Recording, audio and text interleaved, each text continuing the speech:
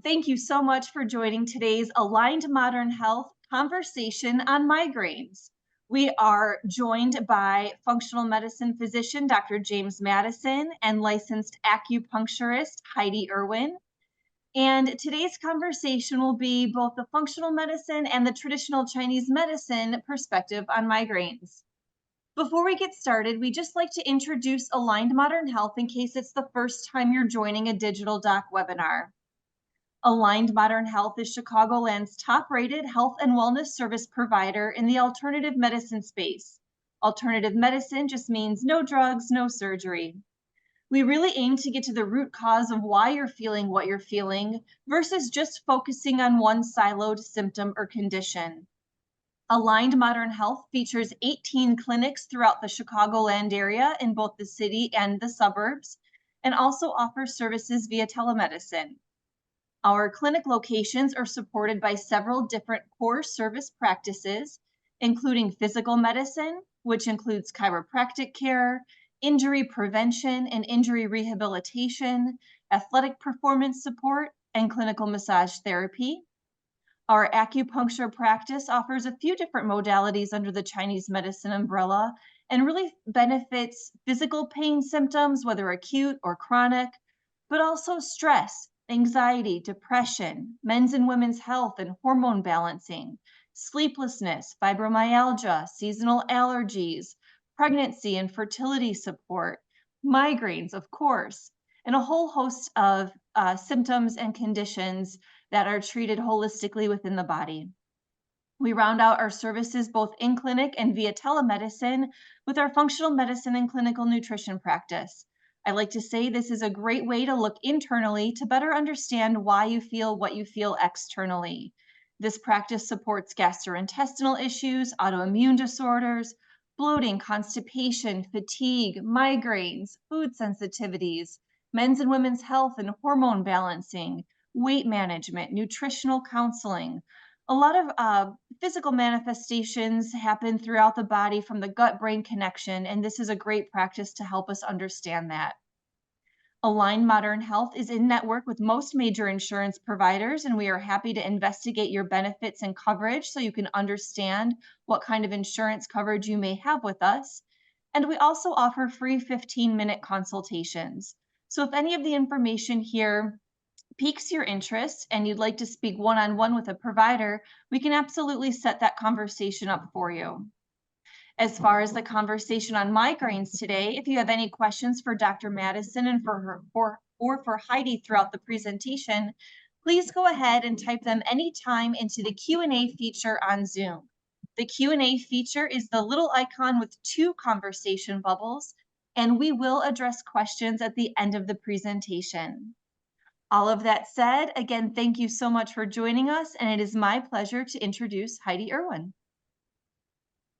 Hi, thanks so much. Yes, I'm Heidi. I am a licensed acupuncturist. I've been in practice for about 17 years, and I work and live in the Lincoln Square area in Chicago. And I'm really happy to be having the talk today with Dr. Madison. Thanks, Heidi. My name is Dr. Jim Madison. I'm a functional medicine physician at Aligned Modern Health. I've been practicing functional medicine for about 16 years, so it's great to be on with you today, and I look forward to our conversation. So why don't we get started with talking about some different types of migraines? Yeah, so here is a pain diagram and some descriptions of certain types of migraines. Those people who are joining us today, I would assume that either you suffer from migraines or you know someone who does. That covers quite a few people, which we'll talk about. But you can see here that migraines can have manifestations in a lot of different areas on the head and neck, and also have additional symptoms, which are often known as an aura, which could be visual, which could be dizziness, which could be stomach pain. So you may see your diagnosis here, but then again, you may not, because nothing ever fits tightly into these little boxes. And that's something that we're going to talk about today. But all of these things, and there's other descriptive migraine types as well that just fall under this umbrella of migraines. And sometimes they're treated differently and sometimes they're not. But this is just a good idea of what we're dealing with and how complex and varied migraines can be. So, looking at some of the migraines that were there, the next thing we kind of want to go over is some of the triggers, right? Triggers are the kind of the big thing for migraines. And a lot of times, if you can find out a person's trigger, that's kind of the key to helping with their migraine. So, the difficulty can be, though, that sometimes there's multiple triggers, right? So we can't look for just one. But some of the key triggers that we see a lot, one being hormonal changes, right? Dealing with the menstruation, menopause. This is a common one. We see this a lot with women migraine sufferers. Certain foods and beverages, cheeses, alcohol, caffeine, artificial sweeteners, MSG, chocolate. And when people tend to also have a lot of processed foods in their diet, that can also, lead to more triggers that they might have. Environmental factors, bright lights, strong smells, changes in weather pressure. It's not something that you normally think about, but that can be a big part. Exposures to different toxins and molds and things along those lines. And a unique one that I had with a patient a few years ago, it was her work environment where she was in where they would keep the air conditioner really cold, and it was like she would call it the meat freezer, and that would trigger her migraine. So an environmental factor like that can come into play. Stress and anxiety. Stress is probably one of the biggest components of migraines, and we'll talk more about stress as we move through this presentation. But it usually is one of the triggers for most people with migraines, that stress is a component of it. Lack of sleep and changes in sleep patterns, right? It could be related to stress. It could be related to how your partner sleeps, or maybe you've had a new baby welcomed into the family, and now you're getting up at all hours of the night, and that sleep pattern's disrupted. Physical exertion or overexertion, or a combination. It could be that exercise is good, but maybe not in this case. And so we'll talk more about that. And sometimes with physical exertion or exercise, it can even be a combination of things like hot yoga, right? A lot of people like to do hot yoga now, but sometimes that hot environment is not something that's conducive for somebody who has a migraine trigger. And then there's always certain medications and hormonal contraceptives that can definitely play a part, with that. So when we look at these triggers, no matter what approach we're looking at, it's important to know what the triggers are, and so we can evaluate them, a little bit more that way, and kind of get them under control. Yeah, what I think is interesting here is that one of the theories about what causes migraines is whether it's a congenital, like you're born with it, or a genetic component that just makes your nervous system more sensitive to sudden changes in your environment. Exactly. And so all of these triggers that you're talking about, people who do not suffer from migraines can often just like roll with the punches. But a person who does suffer from migraines just cannot. And I think that makes it difficult sometimes for other people who don't suffer from migraines to recognize, that subtle changes in temperature, subtle changes in the weather when a front is coming through is a big deal. A lot of my migraine patients call themselves little barometers because they can tell you better than the weather forecaster what's going to be happening over the next few days. Yes. So yeah, I think it's important to recognize that, these triggers may sound like, oh, well, that's not much, but it can be very significant for a migraine sufferer. And they can be different for people. Everybody has a different threshold level, so you can't judge somebody else's with it too. So I agree with you completely with that, for sure. And everybody knows someone who's suffered from migraines, for sure. But I don't think most people realize how big of a problem migraines can be. They find that about 1 in 5 women will experience a migraine or suffer from migraines. 1 in 16 men will suffer from migraines, so women do get them more. But even 1 in 11 children will have migraine issues. So it's about 12% of the population in the United States. So it's a big chunk of the United States that suffers with this problems. And researchers have found that really 1 out of every 4 households in the United States will have somebody who's suffering from a migraine. So it's just not that person that's suffering. It's the whole household that a lot of times will suffer with that, because it can become really disruptive as far as daily routine. So, and worldwide, we're looking at probably about 1 billion people that suffer from migraines. And the World Health Organization even says that, migraines are about the 3rd most prevalent condition in the world. So it's not just the United States, it's worldwide. And I think that goes back to, Heidi, what you were saying is that, there's lots of different triggers, and it's not just in the United States that those triggers are there. But one of the biggest problems, I think, with migraines is the financial one, right? The direct and indirect costs for dealing with migraines in the United States, about $78 billion. And it's growing. So that's a big part of what has to be looked at and what has to be done.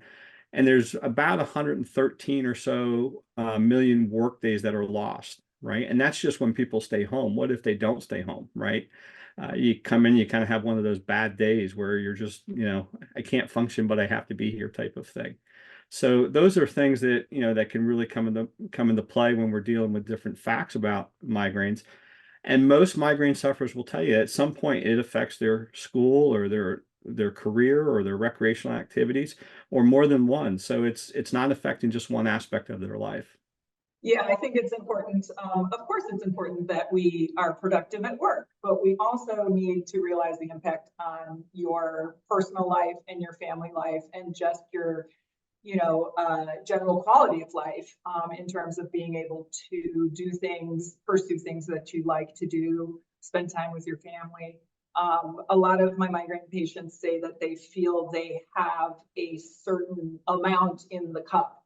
And when that energy cup is drained, they have nothing left for anything else in their lives. So it's like a limited amount of energy that they can put towards anything in their lives. Yeah, so true. And that leads into where they can develop other emotional issues, right? If they're dealing with these migraines for a long time. So anxiety and depression and hopelessness, those things can then tag along with that and make everything a little bit worse. So that's not something that we want to happen. Migraines, are definitely a problem that we need to understand more. And I think let's shift gears a little bit, and we'll talk about maybe some approaches to it. Heidi, you had the opportunity where you worked in a different environment with working with migraines. You might share that with us a little bit? Yeah, I worked with migraine headache patients who were undergoing multiple types of treatments and using different medications. But it was in a holistic setting where the neurologists and the team were also offering things like acupuncture and massage therapy. They had biofeedback.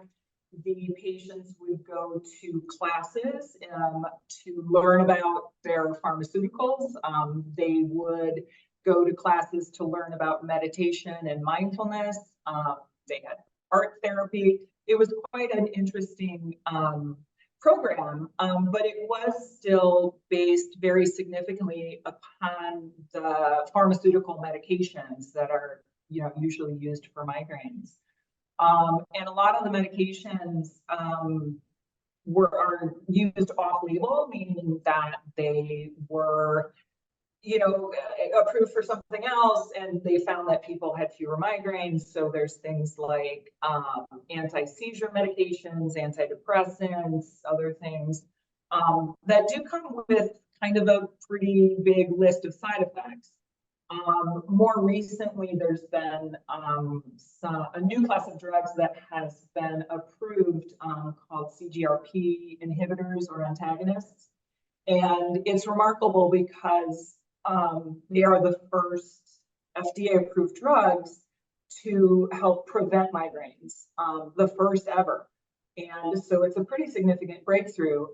But of course, is what we're talking about, the fact that migraines are so varied in their presentation and in their triggers that they are not, excuse me, they're not you know, they're not a panacea. They are not working for everyone. They're very significantly helping a lot of people, but not everyone. And that's going to be the case in something that's as complex as migraines. But I did find it very interesting that even the neurologists who were prescribing these drugs recognized the fact that it needed to be a multifaceted approach to taking care of migraines. So yeah, it was a very interesting experience. Yeah, and I think that that's where we can kind of contrast the more holistic approach, you know, to it. And I believe like with the holistic approach, you're getting more of an individualized or personalized response, right? We're not getting shoved into one of those boxes where it's this drug or we're trying this drug or whatever the case may be, and it's not a one size fits all. And also, I think there's times, you know, and again, this was something that you had shared with me when we were talking, is that sometimes you're putting things into treatment and sometimes you're taking away. So for, you know, for a functional medicine perspective, you know, sometimes we need to add in vitamins and minerals and better sleep. And sometimes we have to take away stress or food allergies. So, you know, it's not always where we have to give something. Sometimes we have to have that balance of, you know, bringing that balance back to the body, which I think is real key in what we both do as far as with migraines. So, so with that being said, let's dive into a little bit about, you know, how we handle migraines, you know, with our disciplines. And why don't you tell us about that acupuncture approach to migraines? Yeah. So acupuncture is a part of Chinese medicine, which is quite an ancient medicine. And so what can happen when you go to see an acupuncturist is that they will talk about things like your liver and your spleen and your chi and your blood and your stagnation and your deficiency. And it all sounds kind of crazy, but it is based upon you know, thousands of years of observation, and it is based upon humans who have lived through many different experiences. And I guarantee you that people were having migraine headaches 2,000 years ago. They may have just called them a different thing. So when we approach with acupuncture, we are looking at a pattern in a person, which is how Chinese medicine usually treats. And that pattern is very individualized, and it does include not just the location of pain, the severity, the triggers, but it also includes things like, yes, the menstrual cycle in women. It's your sleep patterns and how well you sleep or don't sleep. We ask about digestive issues because of that brain-gut connection. That's very important. So, and yeah, one of the reasons that I really appreciate functional medicine is that when, you know, I often have patients who come in who are taking just a vast array of things. And I used to call it Dr. Google, but now I call it Dr. TikTok, I guess, where people are taking just a vast array of things because they read, they heard, they, you know, are trying this and trying that. But with functional medicine, I appreciate the fact that you are supplementing to a specific test that you have done, so you know it's right for that patient. Yes, very objective. So, yeah. So when someone comes in for acupuncture, what we do is I assess and figure out what pattern we're dealing with. We choose points to do acupuncture in. And some people might be afraid of the fact that, oh my gosh, she's going to stick a bunch of needles in my head. And that may or may not be true. It always depends on patient tolerance. And sometimes patients do tolerate needles very well in the areas of tension in their head and neck. And sometimes they don't. And in that case, we get to use distal points, which just means points that are away from where the pain is. And it can be as equally as effective. And so our treatments can change with each treatment, with each patient, depending on what they're going through that day. Sometimes I do have patients who are starting to get that migraine, and I can help make that not happen. And some patients are just coming in for maintenance when they know that they've had some special triggers. They know they get more headaches in the spring. They know their menstrual cycle's coming up. So they can often adjust to, adjust their treatment plan to their specific migraines, which is really pretty awesome. And I want to say one of the things, if we are going to talk about like stress, anxiety, and things like that, one of the things about acupuncture is that when you do the needles and retain the needles and rest with the needles in, there is actually a shift in the nervous system. And we can bring people from that fight or flight area into rest and relax. So that's sympathetic into parasympathetic. And that's just an amazing effect of acupuncture, I think.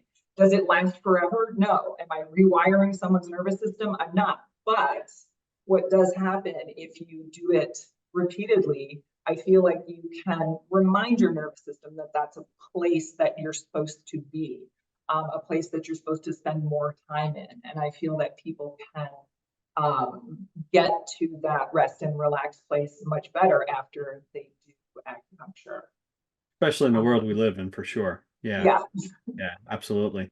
So, well, from a functional medicine approach, right? I feel the key for us is in evaluating, what to look for is we're looking through at the whole picture, kind of like what you were saying, but we look at the whole picture and we immediately start putting pieces of the puzzle together. So, when we meet with you for the first time for our new patient appointment, generally we're with you for an hour or so, because the information that we get on that encounter is it's vital. It starts the whole ball kind of rolling. So we'll generally start with the history of your migraines and when did it start and what are your symptoms and how long have you had it, what makes it better, what makes it worse, what have you tried already, right? And is there any family history? And we want to get everything that's relevant with your condition up to that point.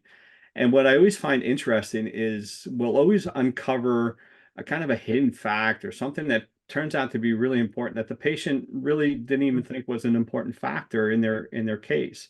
And so I think that's the one of the important things about taking the time and getting a good conversation with the patient about that. And once we get kind of through those basic questions, then we start to uncover some of the possible triggers, which I talked about were so important. And that leads us to even maybe some of the solutions, that we'll start to address. But, we want to know about their nutrition. We want to know what they eat and what they don't eat. Now, are they eating a particular diet? I mean, there's so many different eating plans and fads and things. We want to know that. And, do they have any food sensitivities or any allergies? Are they hydrated, or are they like part camel, right? Where they don't think they need to drink anything because they're not thirsty? Do they have daily bowel movements? Do they suffer with diarrhea or constipation or bloating or indigestion or reflux? And all of these things, which may seem, that they don't equate or don't play a part in it, can be a major factor in determining those triggers. Do they exercise? Are they more sedentary? Do they get their migraines around their exercise or after exercising? And then one of the big factors that we usually spend a lot of time on is stress, because this is just huge. Do they have more acute stress, or do they have chronic ongoing stress? Do they have stress at home or stress at work, or both, or is it coming from something else? And the problem that I found with a lot of patients now is that they're so used to living with their stress that they don't even consider it a problem anymore. And if you ask them, when we get to our case studies, when the patient that I asked, she said, no, I don't have much. But when you start talking to her, yeah, she's had quite a bit. So the body won't forget that stress, even though you might. Sleep is also a big factor that we talk about. Do you get enough sleep? In today's society, it's almost like a badge of courage if we, can function on less stress, or less sleep, than our friend, and still kind of make it through the day. But it plays a big role. Can you fall asleep? Can you stay asleep? Do you feel rested in the morning? Do you have sleep apnea, or does your partner keep you up? You'd be surprised how often that's one of the problems. And then we start talking about energy and what's your energy like throughout the day? Does it fluctuate, or is it consistent? Do you prop it up with like an energy drink or caffeine or a sugary treat? I mean, how many energy drinks are out there that, especially, the younger kids are starting to drink, and that's going to, lead to other issues as well. Do they smoke, or drink alcohol, and how often and how much? And another big factor that we always make sure that we're covering is hormones. You know, we think initially with female hormones, but it affects men as well. And it's not just the sexual hormones, it's also stress hormones and thyroid hormones and blood sugar hormones that could be the trigger for both men and women. So it's important that we know those. And so with each kind of bit of information that we get from this conversation, it's a piece of the puzzle, and it starts to show us a picture of what we're looking at. But what we'll find most often is that it's an incomplete picture, right? There's holes in the picture. And that's where we'll use some of our testing, you know, and it might be where we use our comprehensive blood work, right? Blood work that's similar to what you get from your doctor now, but it's going to be a little bit more comprehensive because we want to see the differences and how some of your systems in your body are working together. We might do an adrenal stress profile, which looks at your cortisol levels. Or we might do a stool test to see what's the health of your gut. Or we might do hormone testing or food sensitivity testing. And it's not that we'll run all of these tests on every person, right? That's the kind of the personalized approach. We want to find out where are the holes for you and what tests are going to give us that information that we need. We're never going to run a test just to run a test, right? We're going to run a test so it gives us information, either something that you do have or something that you don't have. But in both cases, it's going to be really important for us. And then what we do is we take all this information, and it allows us to see, well, do you have a migraine that we need to address? And it starts to give us those possible answers to your unique situation, and then possible strategies that can help. And that's what we're after. That's where we want to go. Mhm. And then, you know, on top of that, and you probably see this as well, Heidi, is that we then can then say from that standpoint, we have other tools that we can use. You know, at Align Modern Health, we also have, you know, chiropractic and massage and our clinical nutritionists, which are all, you know, right in-house at AMH. So we can, since we all work on the same team, it's a seamless approach and a complete approach. And since we have several sets of eyes working on, you know, looking at a patient, we don't miss a whole lot, which is one of the things I think why we're so successful with what we do with this. So, Yeah, but we that's also, exactly like what a patient that I want to talk about briefly is, using all of the modalities that we have available to us here. Are we ready to go into that? yeah, why don't we do that? Yeah, go ahead. Okay, that's cool. So I had a patient who came in, she was experiencing 2 to 3 migraines a week, despite trying different medications and different modalities from her primary care physician and a neurologist. And she just really wanted to add acupuncture as a tool in the toolbox. And after treating for a while, she happened to mention, she's like, oh yeah, my dentist says I have TMJ and I wear a mouth guard at night. And I was like, oh, we've never talked about your clenching and grinding, you know? Yeah. And so as soon as we started treating her jaw pain, we had some significant benefits. Also in talking to her about her digestive issues, she's like, oh my gosh, I'm always bloated. I always have loose stools. I can't figure out what food it is. So it's time for functional medicine. So she did go to functional medicine. She did some elimination diets, and it turns out that she had a few triggers that she wasn't aware of. And ultimately, she came to the place of a diet that was not very restrictive. So I think some people do fear that, oh my God, I'm never going to be able to eat anything again. But Right. sometimes that's not the case, you Right. know? So now well, I've been seeing her for several years, but it took about 6 months or so, and she found a really good combination of things. First of all, acupuncture twice a month, and now she's down to monthly. She also is seeing one of our massage therapists who happens to specialize in jaw therapy, TMJ Right. grinding. She sees a chiropractor. Now she's down to once a month.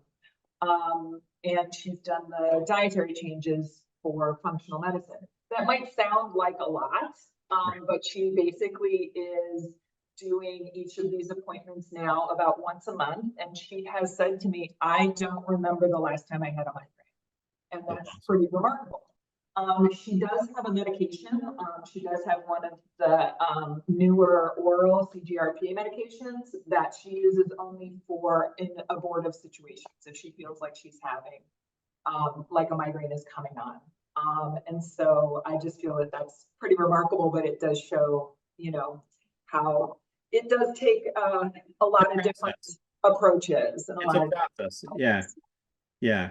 And I would have to say, similar with mine, the lady I wanted to talk about a little bit was a lady named Sue who, she's a 35-year-old mom, like a normal mom, right? 2 kids. She works in marketing, a lot of stress, right? And she was one that said, no, I don't really have stress. But then, when you start pushing her a little bit, head of the household, kind of, even though she had a supportive husband, it was a lot of stress that she was really, really going through. And she would get migraines, about 2 a week that she was getting. They were really common, around her cycle. She would, a lot of times about 4 of the migraines every month would kind of knock her out, which then puts the whole family in a tizzy. She'd get the nausea and some of the common migraine symptoms, but she would also get things like constipation, and she would get heartburn a few times a week, and you just chalk it up to I ate something that I shouldn't have, right? But she wouldn't necessarily have the auras or anything, but she'd definitely be affected by like smells. Like perfume at work was like a big one for her. That was a big trigger that we had to work around a little bit. But again, talking to her with like migraines, they started, after her menstrual. It wasn't at the same time as her menstrual cycle started, but it was after. And she did the over the counter and some of the other medications that we were talking about, but she didn't like how she really felt on them, and she wanted to kind of go a different approach. And so that's what we kind of did. And diet wise, again, it's very similar. It's important to know that everybody's diet's going to be different, and we want to know, what they're eating and what they're not eating. One of the big things for her is she would have wine 3 or 4 times a week with dinner, to kind of help with those busy days. So that was also an issue that we had to deal with. And sleep was huge with her. She'd have about 5 or 6 hours of sleep, never get a real good night's sleep, never feel rested in the morning. So then she was having coffee in the morning, having coffee in the afternoon to kind of control that a little bit. So, what did we do with her? We did some testing. We did the comprehensive blood test, and she had things that showed up like for a bacterial infection that we were looking at, and signs with stress and cortisol, which is the stress hormone. Her blood sugar was off. She was hypoglycemic. So if anybody knows what hypoglycemia is, it's when your blood sugar starts to drop. So it's the Snicker commercials, right? You're hangry. You're right. So here's a Snickers, which only makes it worse. But it's a big trigger for a lot of people when you have that hypoglycemia. So that was something we had to look at for her. But we also found through some other tests, and again, we didn't do all this all at once, but we did a saliva, adrenal profile test, and that showed us that her cortisol was high throughout the day. She never had that normal rhythm. It was just always high. And probably the last piece of the puzzle that we looked at with her was we did a stool test, and it showed that her gut, and there's a lot of stuff out there now about the gut microbiome and how it causes a lot of problems. And for her, I think that was a big trigger. So very similar to what you were talking about. We did kind of that multidisciplinary approach where we supplied some of the things that she was lacking, as far as vitamins and minerals. We made a lot of lifestyle changes, which would be real important, taking out the wine and the coffee a little bit, and, changing maybe to decaf, getting a good sleep pattern, and then we made sure that she was working with the nutritionist to develop what was a proper diet for her. So, we're now at a point with her where she gets about 1, maybe 2 migraines a month, but they don't knock her out. Right. So like you were saying, it's a process. It's not where she's done. It's not a switch that you can flip on and off, but it's something that you have to kind of continue to work through. So that's where we are with her. And I think one thing to take away from the cases, and hopefully people will take away from our webinar, is that every person that has a migraine has a different set of circumstances surrounding them, and it's important to look at that person's unique situation, and not that they just have a migraine, because as we both know, that one size does not fit all, and when you try to shove it into the box, you're not going to get the results that you want. So, but okay. Thank you so much, Dr. Madison and Heidi, for sharing all of this wisdom and expertise with us. At this time, we do want to invite questions, but Heidi, I just wanted to give you a chance to any final closing remarks that you'd like to make on the heels of Dr. Madison's final takeaway. I think it was fantastic, but it is true. true. I feel like sometimes with chronic migraines and chronic pain, there is a lot of just a loss of hope, you know, that things are ever going to get better. And I do like to be realistic with my patients in terms of what the possible outcomes are, but I really try to show them that, you know, there are a lot of different things that can be done and that you can add to your toolbox when you are dealing with migraines. Absolutely. And I just want to reiterate something you said during your remarks about how traditional Chinese medicine can help. I think it was really important to understand, for our audience to understand, that acupuncture can have preventative benefits, right? So maintenance, you were talking about if you know you're prone to migraines, coming in for acupuncture, but it can also have benefits to mitigate symptoms as they're coming on or as they're happening. And I think that's really important to understand, is that you know, it's not just one or the other. It's not just preventative, or it's not just when it's happening, but it can be really helpful in kind of both instances. And I just wanted to reiterate as we're getting some questions coming in. Yeah. All right, Dr. Madison, a first question for you. You had mentioned that I think both of you actually mentioned that some patients may have genetic predisposition to migraines. Are there specific tests for that you know of? I mean, I mentioned the nervous system sensitivity thing, and I truly think that there is not a test specifically for that, unfortunately. There are certain genetic conditions that I think might have some predisposition, and they might be some connective tissue disorders, like Ehlers-Danlos.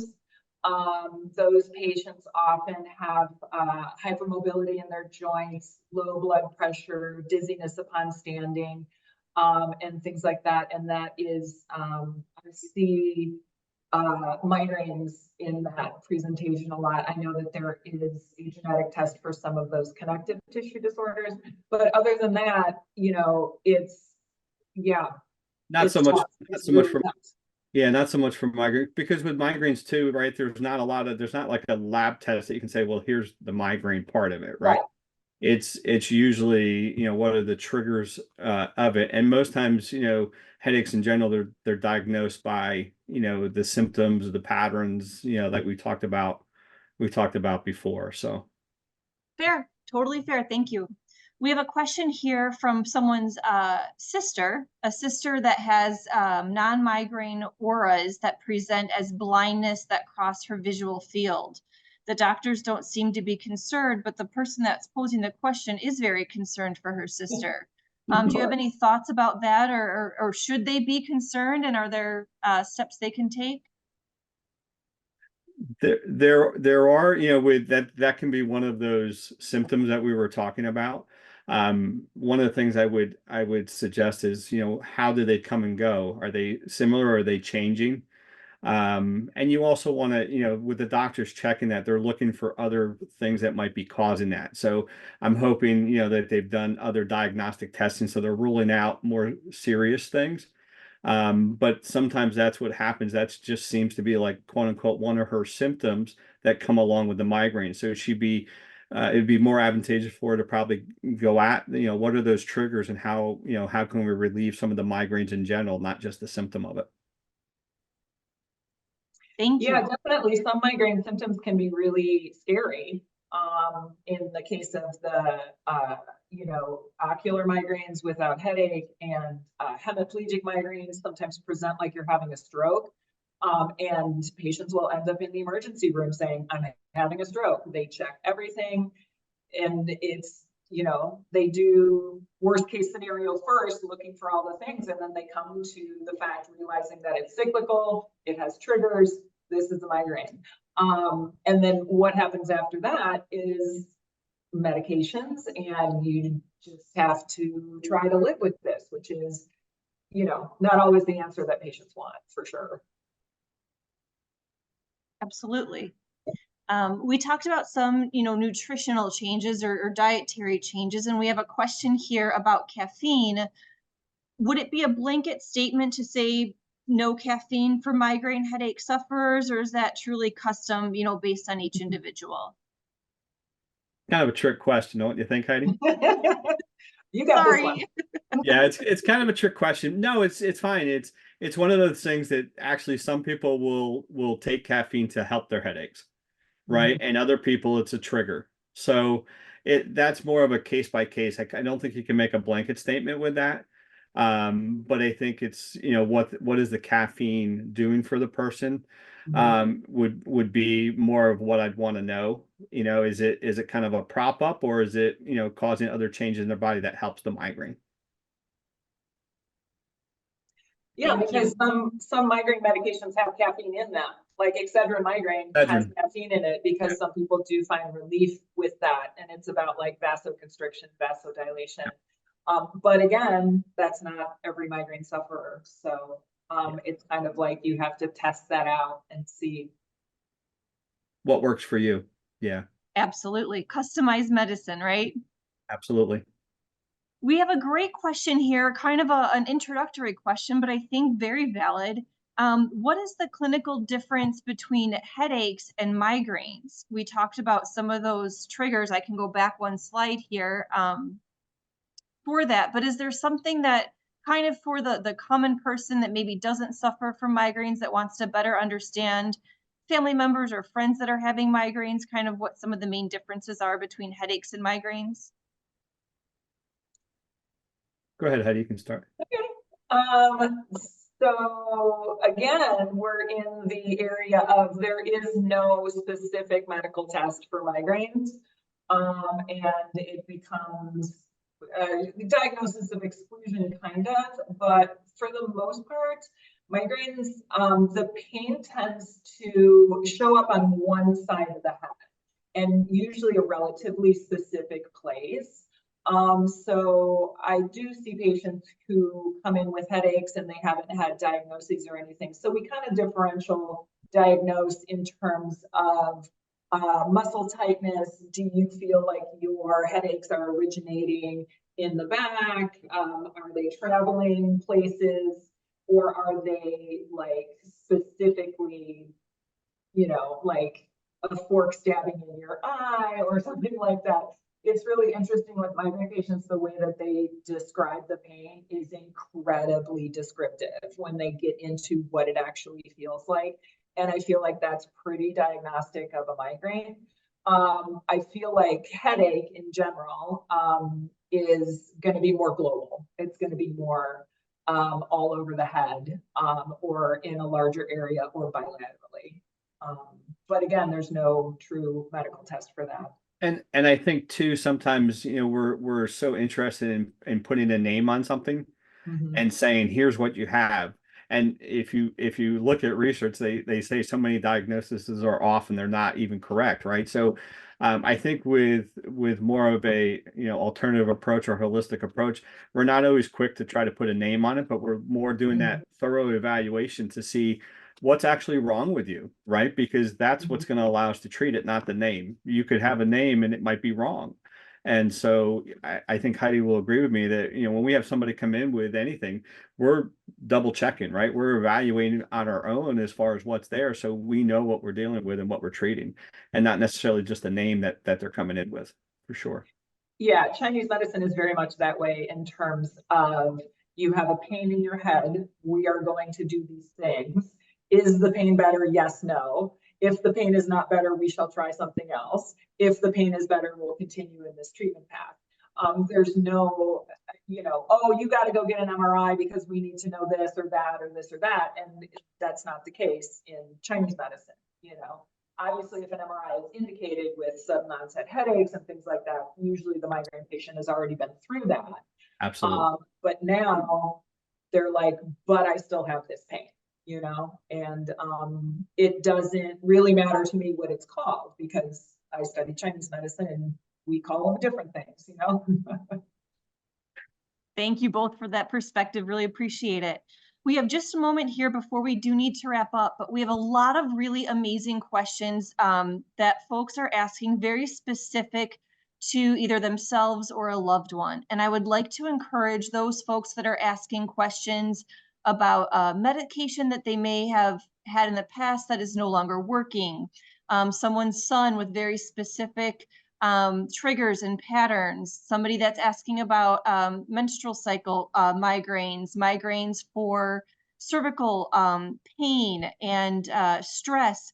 All of these questions would really be best served in a free 15-minute consultation because they're hyper specific to you. And we really want to make sure that we're learning a little bit more about you and your question, or your loved one, if you're asking on their behalf, to get you those best answers. So I do not mean to dismiss questions that are hyper specific on this webinar. However, I just want to best serve you by getting you the information you need that is specific to your situation and conditions. So we absolutely encourage you to give us a call at 773-692-6700, or visit us online at alignedmodernhealth.com. Our acupuncturists and our functional medicine physicians would love to speak with you about some of those very specific questions that you are putting into the Q&A here. They are very valid. We just don't want to give a blanket answer for something hyper specific. With that said, that does bring us to time here. I know Dr. Madison and Heidi both have patients to get to. We really appreciate you joining us today on our digital doc conversation on migraines. We hope you learned something, and we hope you join us for our next digital doc session, which will be Thursday, May 9th at 12 p.m. Central, on a functional medicine perspective regarding healthy hair, skin, and nails, and what that can mean for our internal bodies and our internal systems. You can register for that at alignedmodernhealth.com. Dr. Madison, Heidi, thank you so much for joining us today, and all of you out in our audience, thank you for your participation as well. Cheers. Thank you. Bye-bye. Thank you.